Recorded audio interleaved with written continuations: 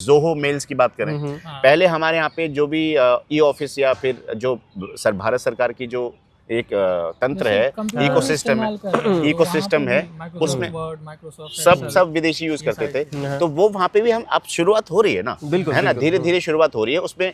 अब भारत का मेल भारत के ही सर्वर में, भारत में ही ट्रांजिट होगा और इसके बाहर जाएगा ही नहीं। मतलब तो सिक्योरिटी भी अच्छी सिक्योरिटी है। अब हमारे डेटा सेंटर्स खुल गए, जोहो के खुद के डेटा सेंटर भारत में खुले हुए हैं। और चाहे मैं ये कह रहा हूँ प्राइवेट सेक्टर की है जोहो, लेकिन अब भारत सरकार ने उसको अडॉप्ट किया है, उसको प्रोत्साहन दिया है। तो और अब जितने बार आप सरकार जितने भी जीओवी के मेल्स होते हैं, हाँ। भारत सरकार के ऑफिशियल्स की जितने भी मेल होते हैं, अब वो इंटीग्रेटेड हो गए हैं। मतलब वो जोहो के सर्वर से ही होते हैं। अब ये जो सर्विस है वो जोहो दे रहा है।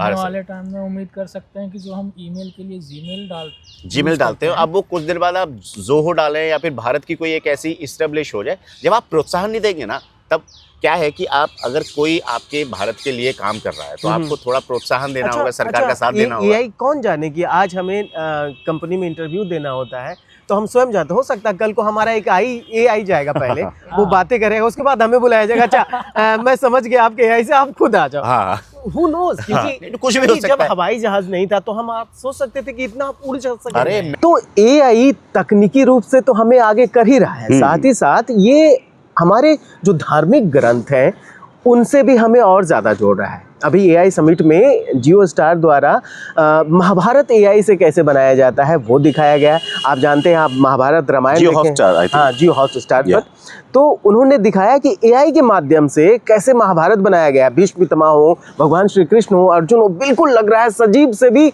सजीव लग रहे हैं वो। अच्छा। तो ये दिखाता है कि इन फ्यूचर हम अपने वेदों से भी जुड़ सकते हैं और क्या उसके रहस्य हैं, उस चीज़ों को ध्यान से देख सकते हैं, समझ सकते हैं। यानी एआई तकनीकी के साथ साथ हमें अपने धर्म और अपने पुरातन संस्कृति से भी जोड़ेगा। बिल्कुल। और कुछ दिन पहले आपने दोस्तों एक देखा होगा कि अब मैं तो आपको 2 साल पहले की बात बता रहा हूँ। हाँ। 2 साल पहले भगवान श्री राम की 14 साल की एक फोटो बहुत ज़्यादा वायरल हो रही थी। हाँ। और वो फोटो पता है आपको कैसे बनाई गई थी कि एक किसी इंसान ने हमारे जो तुलसीदास जी हैं उन्होंने जो रामायण में भगवान श्री राम के रूप की जो वर्णन किया है, व्याख्या किया है, उसके जैसे उनका फेस से लेके उनकी आभा पूरा उनमें वर्णन किया गया। उसी वर्णन को उसने एक प्रॉम्प्ट के थ्रू एआई को दिया और एआई से कहा कि भैया ये फोटो बनाओ, कैसा ये दिखता होगा। जो स्क्रीन पर आप फोटो देख रहे हैं, ये वाली फोटो एआई ने बनाई थी 2 से 3 साल पहले, और अब तो एआई बहुत आगे निकल गया है।